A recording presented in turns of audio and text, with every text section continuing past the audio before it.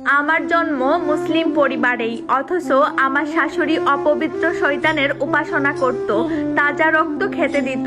আমি নিজের চোখে দেখেছি জ্যান্ত মুরগি জবাই করে রক্ত জমিয়ে রাখতো। বিয়ের পরে সব কিছুই জানতাম না, তবে প্রতিবেশী এক দাদির কথাই আমি নজর রাখতে শুরু করি।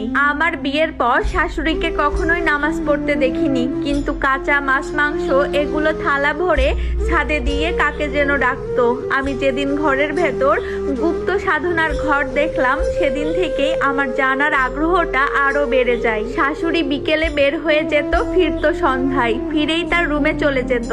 আমি ভাবতাম হয়তো গোসল করে নামাজ পড়ে, কিন্তু পরে ভুল ভেঙে যায়। একদিন শাশুড়ি বের হয়ে যায়, যাওয়ার পর আমি তার রুমে যাই। আলমারির ভেতরে গুপ্ত দরজা খুলে ভেতরে ঢুকলাম। সেই কালো মূর্তিটা কি ভয়ঙ্কর দেখতে, ভেতরে রক্তের পচা দুর্গন্ধ আসছিল। আমার তো বমি পেয়ে গেল। মূর্তির সামনে কালো একটা বাক্স।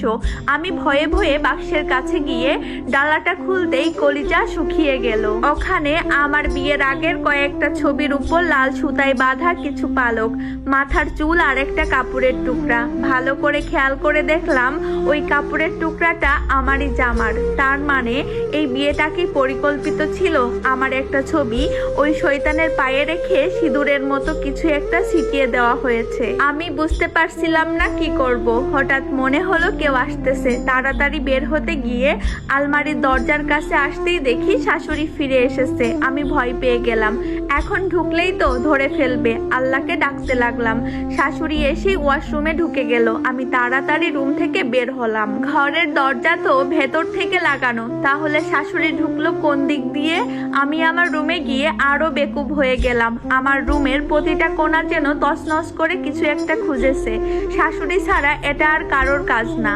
আমি শাশুড়ির রুমে গিয়ে দেখি সে গোসল করে বের হয়ে কিছু একটা হাতে নিয়ে পেছন ঘুরে আসে। আমি বললাম, আম্মা আপনি ভেতরে ঢুকলেন কিভাবে? দরজা তো ভেতর থেকে লাগানো ছিল। শাশুড়ি বলল, সব উত্তর কি তোমায় দিতে হবে? আর তুমি আজ যেটা করেছো সেটার জন্য তোমাকে পস্তাতে হবে। আমি ভয় পেয়ে গেলাম, তাহলে উনি কি সবটা জেনে গেছে? আমি চুপচাপ আমার রুমে এসে আম্মুকে কল দিয়ে সবটা জানালাম। আম্মু বললেন, ভয় পাস না মা, আমি কাল তোদের বাড়ি আসবো, এটা কাউকে বলিস না।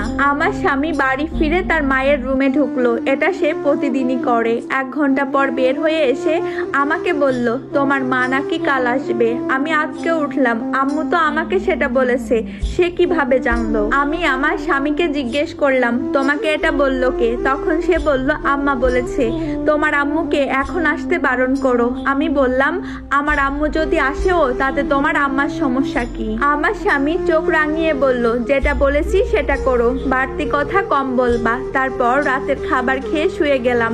আমি ভাবতেছিলাম কি হচ্ছে এসব? এ বাড়িতে গুপ্ত দরজা আছে অবশ্যই, নয়তো শাশুড়ি ঢুকলো কিভাবে?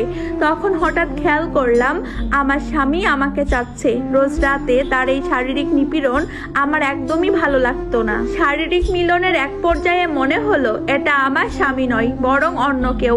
আমার স্বামীর মতন গরম নিঃশ্বাস আমার ঘাড়ে পড়ছিল, দম বন্ধ হয়ে আসছিল। আমি শরীরের সকল শক্তি দিয়ে তাকে সরাতে চেষ্টা করছিলাম, কিন্তু পারছি না। আল্লাহকে ডাকতে লাগলাম। এটাই স্টোরির প্রথম পার্ট। দ্বিতীয় পার্ট খুব দ্রুত আপলোড করা হবে। সবাই ভালো থাকবেন, ধন্যবাদ।